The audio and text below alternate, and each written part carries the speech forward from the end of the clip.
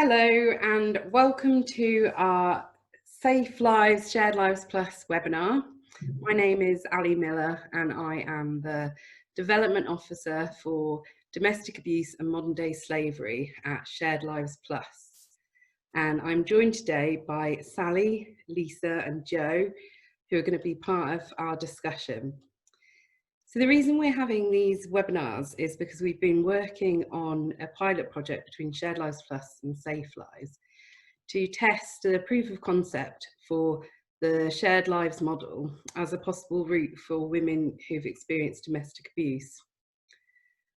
Over the last few years, Shared Lives has been diversifying and using the Shared Lives model for lots of different people in lots of different situations. And Shared Lives schemes have found that it's a really flexible model that can support different people in lots of different ways. The one common theme throughout all of the people that are supported in Shared Lives is that they benefit by living in an ordinary family home and receiving support that's person-centred and that's all about their own unique needs. Shared Lives has a network of schemes and hosts all over the UK.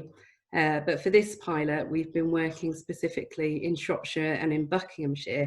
So that's the work that we're going to be talking about today. So welcome, Sally, Joe and Lisa. Thanks for joining us. You've all played a really important part in this project, and we're going to speak to you now, ask you some questions and just find out your take on what the pilot has been like and what you feel about the work that Shared Lives Plus have been doing. So can we start with you, Sally? Yeah, of course. So I'm from Safe Lives, as Ali said. So we're a domestic abuse organisation working at a national level, and our main aim is to end domestic abuse for good. So we work with organisations all across the UK to transform the response to domestic abuse, and we really just want what you would want for your best friend. So we listen to survivors and we put their voices at the heart of all of our thinking and all of our operations, and we were really pleased to be able to really put that into practice with Shared Lives for survivors of domestic abuse. Thanks, Sally. And I wondered if you could tell us a little bit about the kind of need for different options in the domestic abuse sector. Yeah, of course. So we hear a lot from survivors about how important it is to provide choice and options that really do work for them as a whole person and their individual needs. But in reality, we know that this doesn't always happen. So we know that we hear regularly that some women who have specific needs, so they might have a physical disability or a learning disability, they might have drug or alcohol issues, or be a single woman, so they don't have any children or any dependents. And all of those things can just make it incredibly hard to access a lot of the mainstream services that are more easily available. So we know from our research that disabled women are twice as likely to experience domestic abuse from an adult family member or from an intimate partner. We know that if you're over 60, you're more likely to experience abuse as well. So specialist services are not as readily commissioned for these women, and particularly accommodation for these groups of women is quite difficult to come by, and often what is available, it often increases women's vulnerability, or it can expose them to other risks and issues which can set them back. We hear, despite the best efforts from the women's sector and refuges around trying to make their accommodation accessible, often disabled women don't find them accessible. The spaces are just so hard to come by. And so we really wanted to address some of that with this project and through working in partnership with Shared Lives. So the premise of this project was to create a choice for these women to try and provide a supportive and safe home environment, which otherwise just would not be readily available or accessible to them, to really help reduce isolation and to support them to access services and just help them move on from abuse for good. Thanks so much, Sally.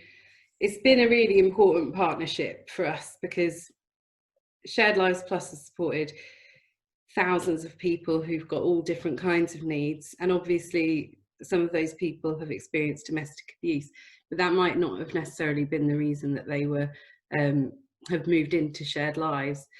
So from our perspective, working with Safe Lives has meant that we've been able to kind of include that specialist understanding and, you know, make connections within the domestic abuse sector as well to all those professionals who really kind of live and breathe the work of supporting survivors, and that's been incredibly useful to us. So thank you. And then we're going to move on in a minute to speak to Lisa, who is an ambassador for Shared Lives Plus and who is also a survivor of domestic abuse. Lisa has been on our steering group from the beginning of this project and has really helped to shape our understanding of what women need and why Shared Lives can be a really valuable option for women. Before we speak to Lisa, I'm going to show you an animation which kind of sums up really what Shared Lives is able to do for survivors, and Lisa has been leading on this this film and helped to contribute to what this animation looks like. So it's coming from somebody with that lived experience. It's a really valuable asset to us. So we're going to play that now.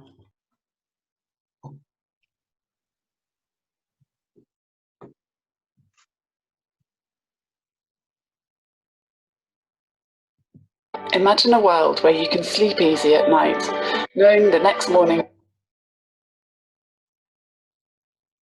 will be a peaceful one. A world where you feel safe, valued, and free to be yourself. A world where you can plan your day in your own way, choosing what to do and who to meet. You can switch on your favourite show and even relax catching up on some me time.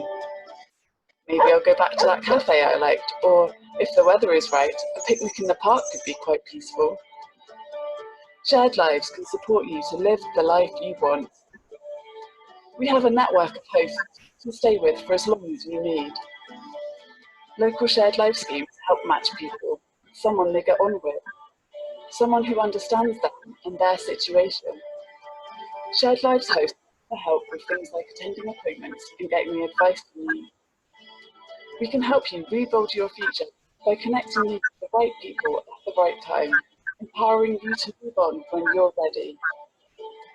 Shared Lives can be a life-changing option for people who've experienced domestic abuse. Whatever people need, it's about supporting individuals in a way that's right for them. So at the end of the day, you go to bed safe and secure, feeling good about tomorrow.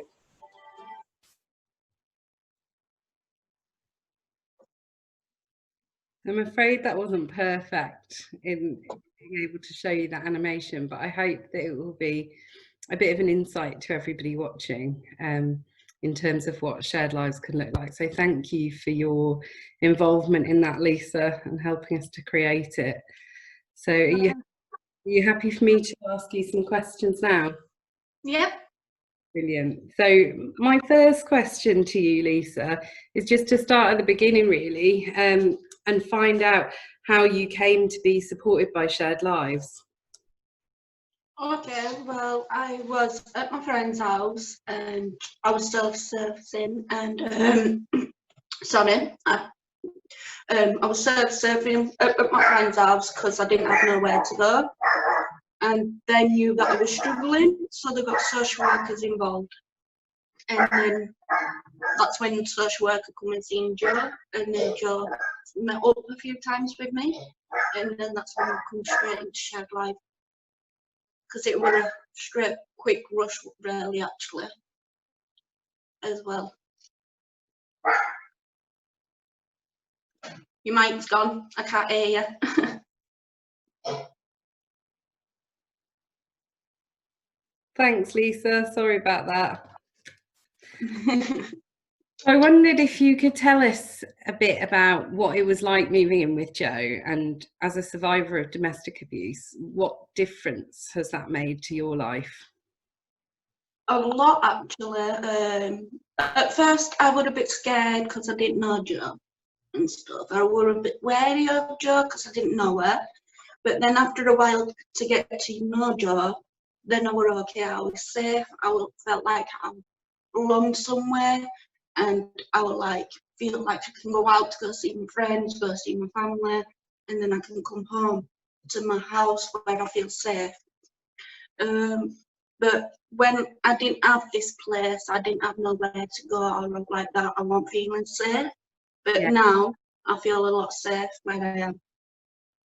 So were you able to feel safe but still have enough freedom to kind of go out and do what you wanted to do? Were you still able to be sort of independent as much as you wanted? Yeah. And was that an important part of it for you, Lisa? Yeah, it was. Because before I wasn't allowed to go anywhere when I wasn't living with Joe and with an ex and stuff. It won't let me go see my family. It was stopping me seeing my mum, my brother, my cousins, my friends, and it wasn't nice. But now when I'm at Shared Lives with Joe, she lets me go see my friends, my family and stuff, so it's okay. That's brilliant. One of the reasons I asked that is because I know you, Lisa, from Shared Lives Plus. You're one of our ambassadors, and I know how independent you are and how much you do and travel all around the country, really, don't you, to talk about your experiences. So I wondered if you could tell me a little bit about your experiences as a Shared Lives Plus ambassador. Okay, well, it's been amazing. I loved it. Everybody gives me like nice stuff to do so I can do it, and then when I've done it, I get nice comebacks to me and stuff, so that makes me feeling more happy that I can help other people as well. And I enjoy going out with Joe as well. You enjoy travelling around, don't you? Because we've been to a fair few places, and you know, Lisa enjoys the train ride where we sit and chat and have some, you know, time together, and then everybody's so lovely to you at Shared Lives Plus. And yeah, I love to watch Lisa working at Shared Lives. It gives me a real sense of pride.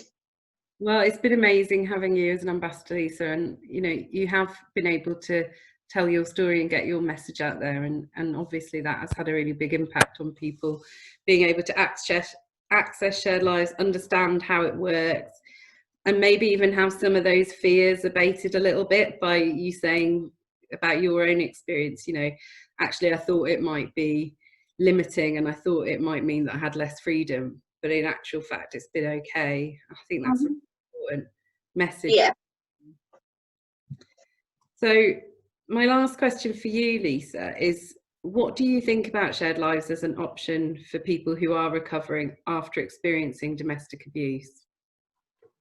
Well, some places you can go to hostels, but the people are going to find them in the hostels. The Shared Life, no one knows about it, so they're not going to find them in Shared Lives.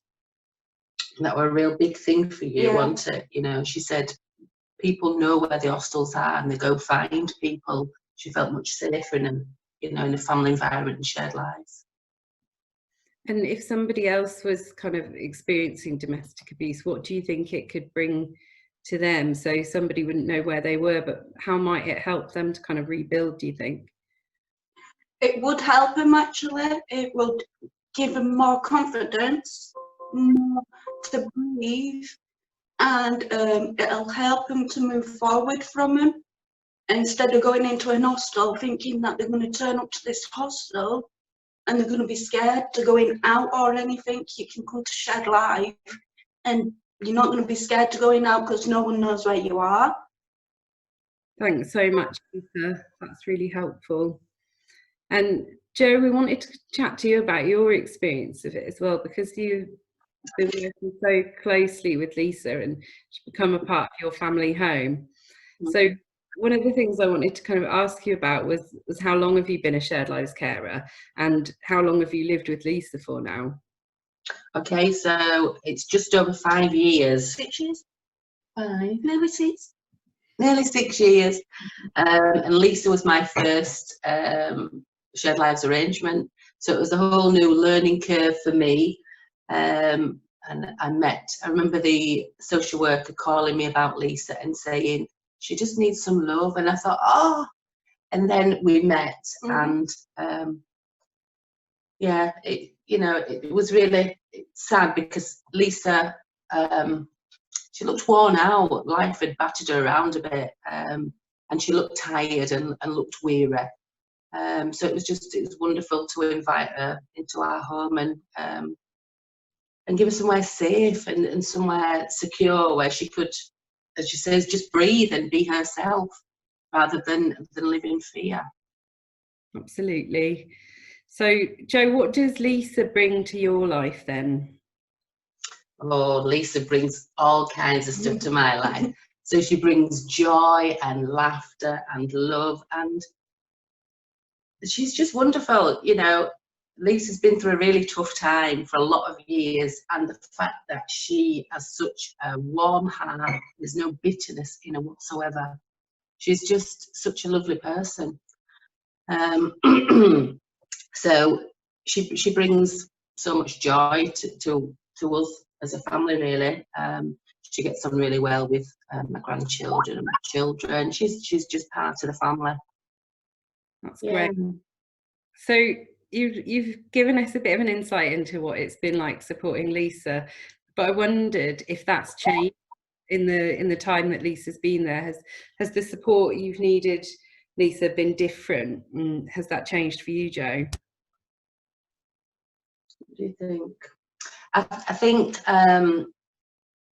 yeah, at first we were kind of, because it was new to us both, I was very, I think maybe a bit too fussy over Lisa, so I didn't really want her to do this. I wanted to protect her, and Lisa kind of kicked back with that, understandably, and said, no, this is my life, I'm an adult and I'm entitled to do that. So it was a learning curve, and things have changed over the years. In the early days, Lisa would go missing quite often, and that was really difficult for me because I'd start to panic and I'd call the police and I'd be driving around the streets. That doesn't happen anymore because I've realised that Lisa needs that bit of space. She will contact me as long as I don't go fussing after her and, for me now, where are you? I'm worried. So we've both kind of, we've shared our lives, so we learn more about each other as we've gone along. So yeah, the support's been different. And I know now just to, this is Lisa's life. I'm here to support her and guide her. And to help her make good choices, but at the end of the day, Lisa wants to be independent. It's her life, and I have to respect that. And does that work from your perspective, Lisa? Do you feel like that's a good balance? Yeah, I do. Before, I couldn't do what I wanted to do, so I did run away from home. But now I don't anymore. I speak to Jo. I let Jo know what's going on in my mind sometimes as well, and yeah, and I do keep in touch with Jo as well when I'm out. Whenever we're apart, I always get a text from Lisa. Good morning, Jo. Good morning, Lisa. How are you, Jo? She's always checking in to see how I am. And for me, that's that's not your job. That's my job to look after you, but she's got such a big heart. That's just who she is. It's sweet. She's a sweetheart. Oh, thank you. So, what do you think, Jo, about shared lives as an option for people who are recovering after domestic abuse? If you've supported someone through that, what's your take on it? Do you think it works? I think it's a great option. And it's great to have that option there because, like Lisa says, there's not many places where people can go. So I think, it's all about the match, and as long as the match is right, and, there are lots of meetings initially where if two people aren't going to get along, it's not going to happen, it's not going to work, and nobody's forced into it. It's worked well for us because we just get along. But I think it'd be an invaluable option for people recovering from domestic violence. Just the aspect of of having some security and safety and somebody that's looking out for you. I think that's been really important for Lisa, knowing that whatever happens, I've got her back. Nobody's going to hurt her. So, you know, I don't think it's for everybody, but it definitely suits us. Yeah. And it's a great option. I think all they can do is just try to give it a go. If they don't like it, then we can try something different. Thanks so much, Jo and Lisa, for sharing all of that with us. It's great to hear that. Thinking about the end of this project and what we have hoped for women, I think you've really summed up there what it's all about. Is there anything else either of you wanted to mention? No, that's to my head. We've enjoyed being part of it, haven't we? Oh yeah, We've I really enjoyed it. Yeah, we really enjoyed being a part of that. So thank you. I enjoyed doing the videos. And Sally, before we move on to the end, is there anything else that you wanted to feedback on? So I think that Lisa and Jo have just described it perfectly, and I think there's something about the flexibility that this scheme offers, which I think some of the other traditional like housing options aren't able to offer. You know, if you think about what you described, you know, that settling in process, and that you know often have, you know, went missing from home, and you know you needed time away. In some of the traditional housing settings, that would be you know a way for that placement to be terminated, you know, and with no return from that. And I think there's that, like I said, there's a certain amount of flexibility here that I just think is quite unique. And then I think there's that just beautiful kind of human quality to it, which is, you know, really about you know, Jo creating this like really safe environment for someone like Lisa to come in and to live and learn in, and like you know you would in a traditional family environment. And I think that is something really beautiful and unique which this scheme offers, that, you know, as it's a chance to spend time in a family home which isn't abusive, and kind of models all of the stuff that you want for your own family, you know, whenever that happens. Thank you, Sally. And yeah, that's why it's been so important having Lisa involved in this project and as an ambassador for Shared Lives Plus, because I understand what people need and what's important to people, and Lisa and Jo have been able to help us build that into the projects that we run. So thank you, everyone. This is the first webinar of 3 that we're recording, and in the next 2 we're going to be talking about how to manage risk and safety in arrangements. We're going to be talking to Shared Lives schemes that have been involved and find out what it's been like from their perspective in the pilot. And we're going to be looking at the importance of working with domestic abuse services as well. But I think that you've all helped really build a good understanding of what we mean now when we're talking about shared lives for people with domestic abuse and what's happened in this pilot. So I'm going to close with a final question to Lisa and to Sally. And it's, what would your advice be to women who are considering a shared lives arrangement? Can I ask you first, Lisa? Yeah, I would say you are going to be a little bit scared. Everybody is, I was. But after a while, you're meeting the person who you're going to go live with, and you'll meet up a few times, you'll have a coffee, a meal, probably a sleepover. Then you'll open out then to them as well, and you won't feel scared to be on your own or anything then. Thank you so much, Lisa. Sally, have you got a perspective on that as well, if women are thinking about accessing shared lives? So I think it would be that. So I think, like you've said, it's kind of trusting in that matching process, that it's there for a reason, and you know, you're never going to be thrown in the deep end and just expected to get on with it. That there'll be a, you know, time for you to test the water, see if the family, you know, the place where you're going to live feels right. And don't be scared to ask questions, you know, and if you feel like you can't vocalize them, write them down, and you know, and share them that way, because you know, the whole point of the matching process is to really make sure that it does work for you. And you'll discover that by asking as many questions as you possibly can, I suppose. But and then take each day. I think you said, Lisa, didn't you, that if it doesn't work, if there isn't a fit, then don't be scared to say. And you know, there might be another placement that can work for you. But don't be afraid to try it.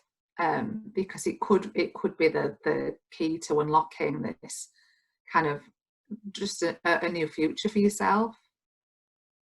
Thanks so much, Sally. I think we've learned so much from everyone that's on this call in the course of the project, and I think that is the biggest piece of learning that we could bring is to listen to people, understand their needs, and just make sure that people know that they are just as big a part of this process, the biggest part of this process, as anybody else that's involved. So don't be afraid to speak to professionals, and don't be afraid to say, well, what about this? And actually, if you could do that, it would make it work better for me. You know, what we want to do at Shared Lives, what we've always done at Shared Lives, is listened to what people need and then tried to meet them there. So thank you so much for your involvement today and for everything in the project. It's been great to speak to you. Thank you. Thank you. Thank you. Guys.